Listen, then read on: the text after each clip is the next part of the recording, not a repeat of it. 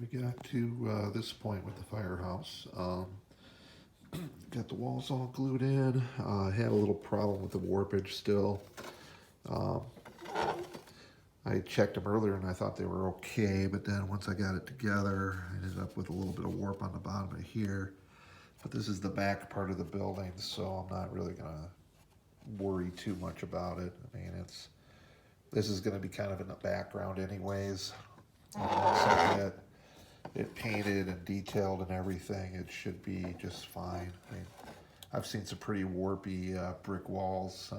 I was down in Galena, Illinois, a couple months ago, and I walked by this. They have a lot of brick buildings. I walked by this one building, and it just was. You could see the curve in the wall so well from settling.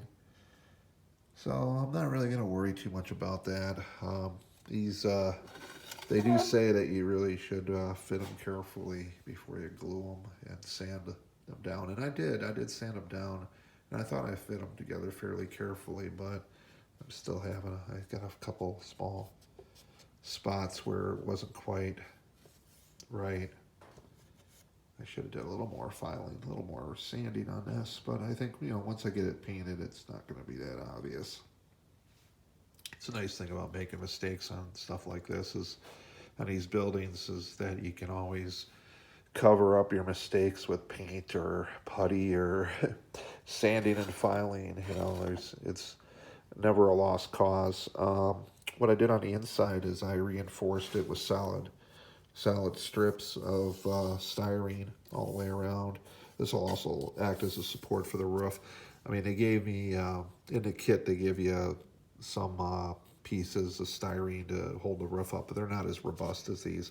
And I wanted something a little thicker up here to help counterbalance any kind of warping. I mean, once we get the roof in, I mean, the roof's not going to be glued in, but once the roof is down, that'll also help keep this square and keep it from warping. I might end up adding,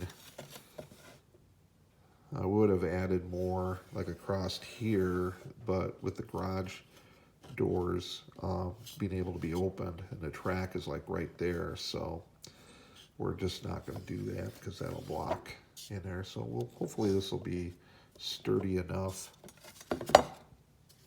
Got it all securely glued all the way around. This is pretty thick stuff. This up here is 1/4 inch, and then down here it's the same. It's 1/4 inch thick. I ran out of the 1/4 inch stuff, so I had to use a little bit smaller stuff on the sides. But so far so good. We'll be getting this ready to paint soon. All right, so we got the windows ready to paint. It's best to paint them in the frame. It really is. Usually where the plastic frames connect up is usually a place where there's not a whole lot of paint, or you can just touch it up with a dab or something like that if you need to. But I've done them both ways, and I think this is a little better to do it this way. It works just fine either way. It depends on how you want to do it. But for now, we're just going to do it like this. Use the Scotch double-sided tape to, I ran a couple pieces across, just pushed them down. I mean, you don't have to tape them permanently to this thing. You just want them tacked down so that they don't slide around or fall off when you're trying to paint. So, but today is way too cold. It's -8 outside with the wind chill. Tomorrow we're supposed to get up to 50 though, so I might be able to shoot a little bit in the garage out of the wind. I live in a very windy area. Wind blows all the time, so it's kind of hard to get outside and get. You got to have the right day. I can paint down into a colder area. I keep the work and the paint very warm, and then I'll run out and paint, and I've been able to paint down into the 30s like that, but any colder just doesn't work real well. So we're gonna wait at least till tomorrow to paint this. We got the building all together like I showed you, and this will be ready to paint. I'm gonna paint this with a white primer to begin with. Uh, the trim is gonna be white on this, so I'm gonna paint it white to begin with, and then mask the trim off, and then we'll paint it with a primer red. That'll be a good brick color. That'll be a good base brick color. Then I'll go in and I'll paint by hand some detail bricks with complementary brick colors. And then after we get done with that, then we will grout it with a grouting solution, and then seal it in with some dull coat. And then we'll be ready to put the rest of it in there, the rest of the windows and such. I mean, there's really not a whole lot to this kit. I mean, you know, you got your four walls. You got a lot of little strip pieces that they want you to use for, like the door frames as far as the tracks go. They have it set up so a different way. I'm just going to use I-beam, plastic I-beam, like I do on all my other garage doors. Just makes it a lot simpler to install. So that's where we're at right now. All right, well, I decided to put the other ones together just to get the shells together. Might as well, right? So, you know, same issues with the fire station. Not bad, you know. I did straighten out the panels, but they did come back a little bit to a little bit of warp, but not much. I'm not going to worry about it. Everything else is level. This, I'm going to figure out where I'm going to put it. It's made to where you could put it on basically on any of the ends or on the side, or, you know,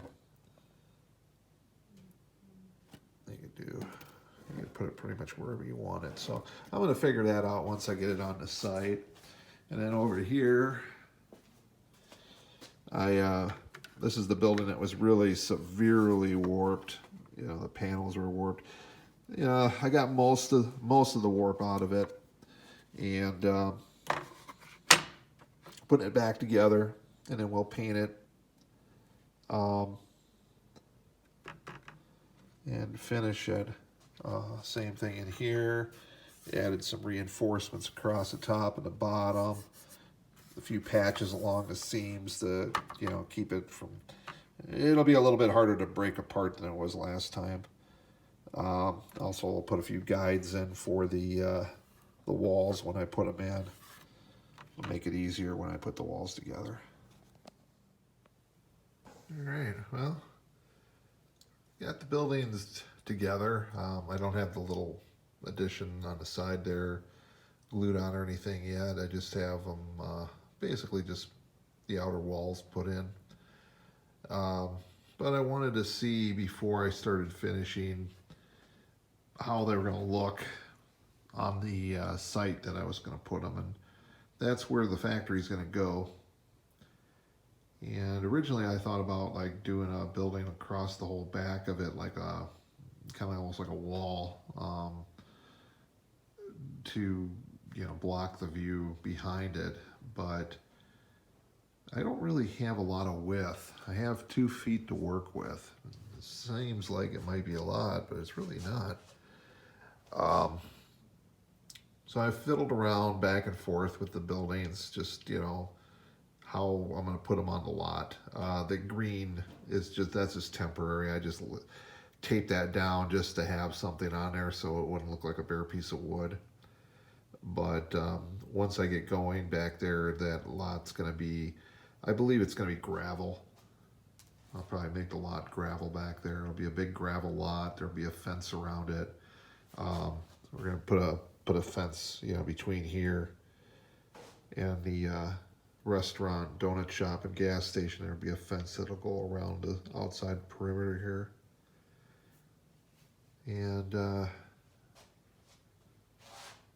but I wanted to get the buildings kind of, because the one I have an option, I can move stuff around. And I tried several different ways of situating the buildings and adding, I had another building that I could build to put next to it if I wanted to. And then I had those 2 buildings that I bought from the train store, the HO scale buildings.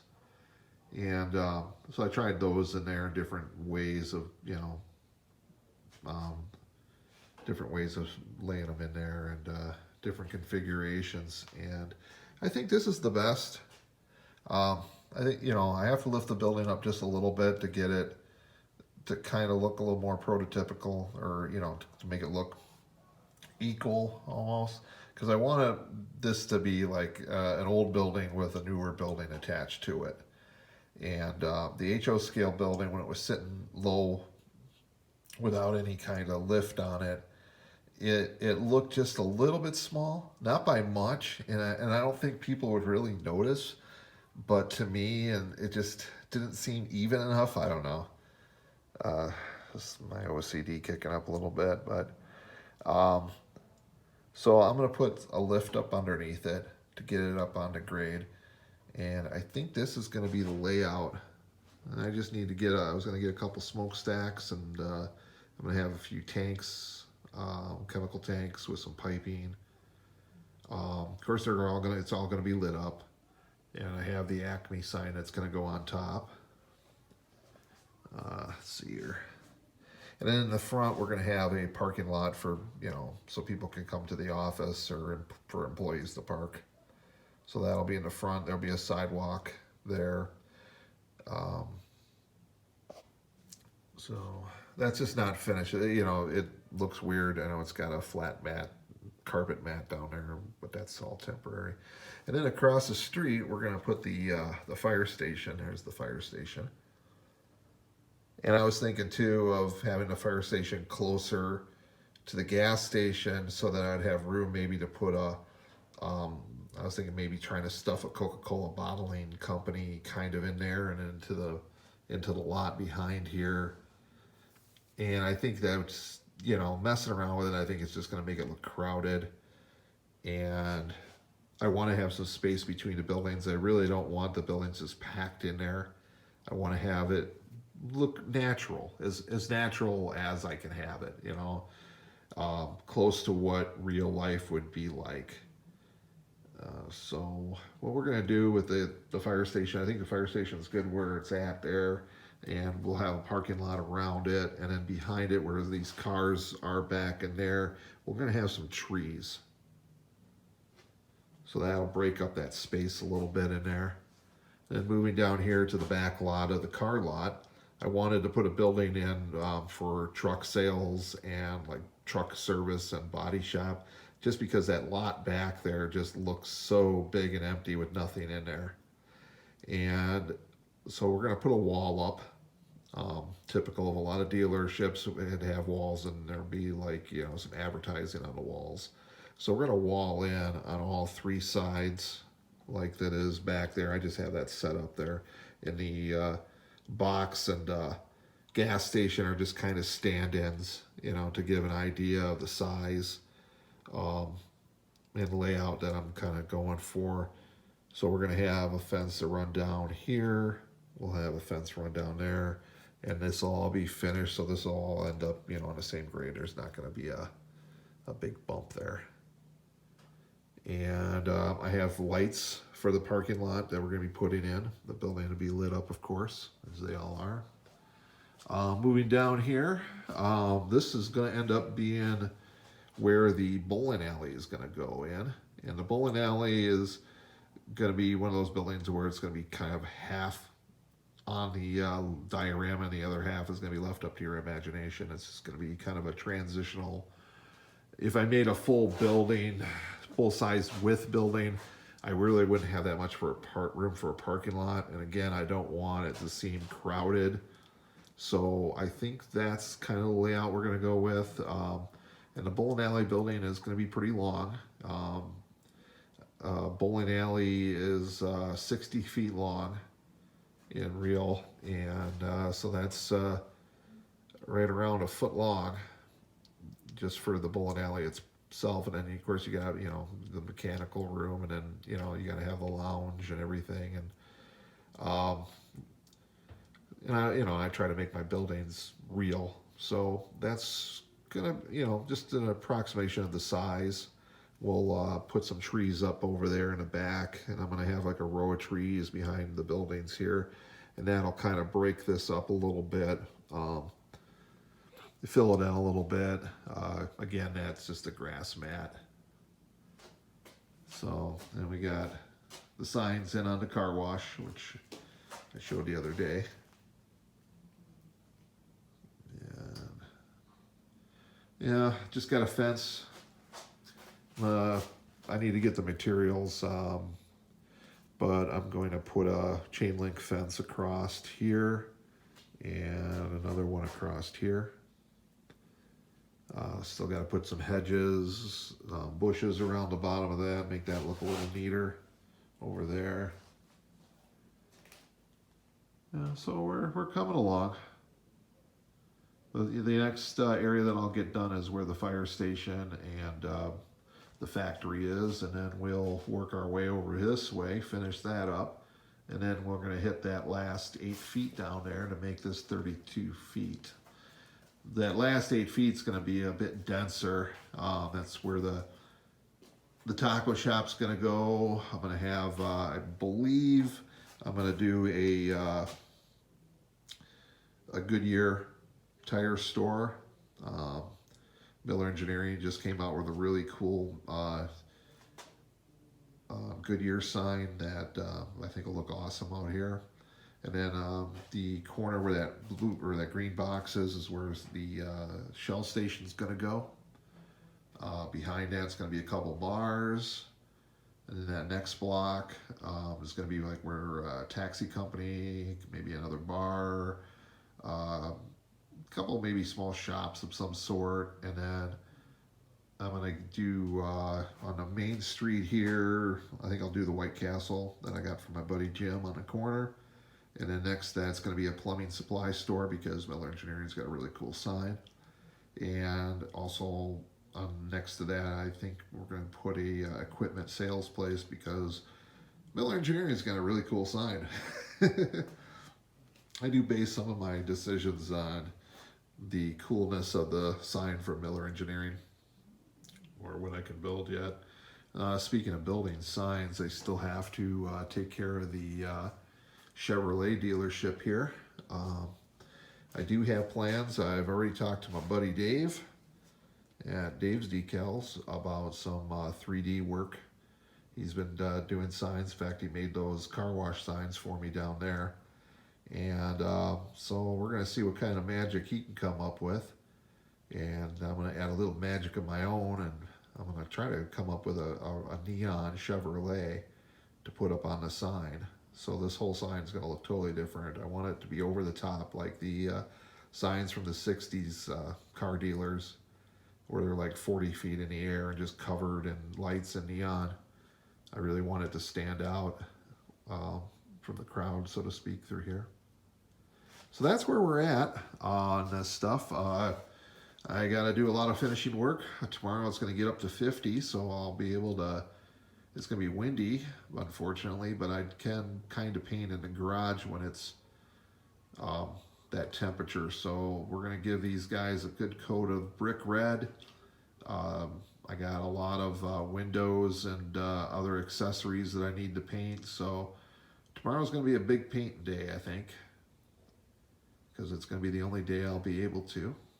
And then we'll go from there. So anyways, this is it for this section. I'm going to do these videos, these build videos in small sections. I'm going to try to keep it under 15 minutes or so. And just so that I can put more out and not have to edit an hour or 2 hours worth of video. So here we go. So anyways, please like, subscribe, share, and stay tuned. We got, like I just described, there's a lot coming up just soon here. And we're going to be expanding even more. And then once we get this whole side done, then we're moving across the street. And we're doing the other side of the street, another 32-foot long section. So there's going to be a lot coming up. So please subscribe if you haven't subscribed. Share with your friends. Like. Hit the little bell icon so you get the alerts. And we'll see you soon.